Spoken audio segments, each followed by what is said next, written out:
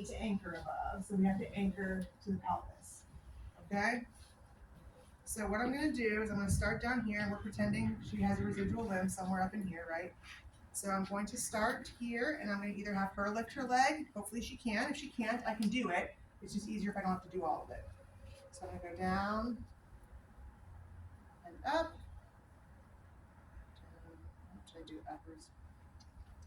I think you did. I told you every single time. No. Every single time I teach this, I start the wrong way. Ultimately, what I want to have is this coming up like this. So I'm like, okay. So just start it there. There we go.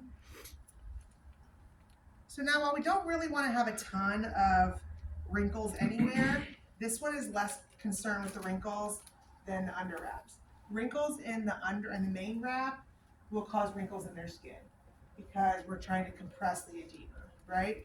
This one is a little less so, okay? So what I want to do is I want to say, Kat, I need this to be right up against your groin. Can you tug this right up against your groin? Right there. I want to overlap it because I need you to be able to pee when you need to. Yep. The reason it has to be so close there is to prevent what we call an adductor roll. If I do this out here and we start compressing in, her adductors and the soft tissue on her inner thigh will start to ball up right here, and I think you can imagine that in a prosthesis is going to pinch and be painful. But I always have the patient do it. Gravity helps here for men, so gravity pulls things out of the way that I don't need to be touching. But I also don't like to get too close to their genitals, so I just do that for everybody. Can you go ahead and put that right up again? Yes, there. So you do a couple wraps down low, and then I get this up here. Notice I'm not pulling hard, right? I'm giving good tension, but not hard. And then I'm going to wrap it around her ASISs. You're just going to roll back to me. Kat's in really good shape, so I can even have her planked if I want to. Otherwise, it's the back and forth rolling. Okay, and I'm going to anchor this around several times. Roll forward for me a little. Roll back for me. Okay, so this one's super long to allow it to go around a body a couple times. I don't like to go back down around to the bottom, but you can. You bring it back down around the buttock. And I can anchor it back down here if I need to, or I'm going up and down, down and up.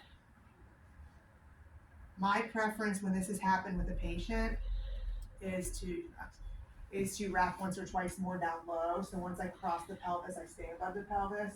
It's just easier. Plus, what if she has to go potty? This is going to be in the way. She's going to have to unwrap to go to the bathroom. So if I can do this way, where I wrapped one more time down low, then I can just be done here and she's free to do any toileting she needs to.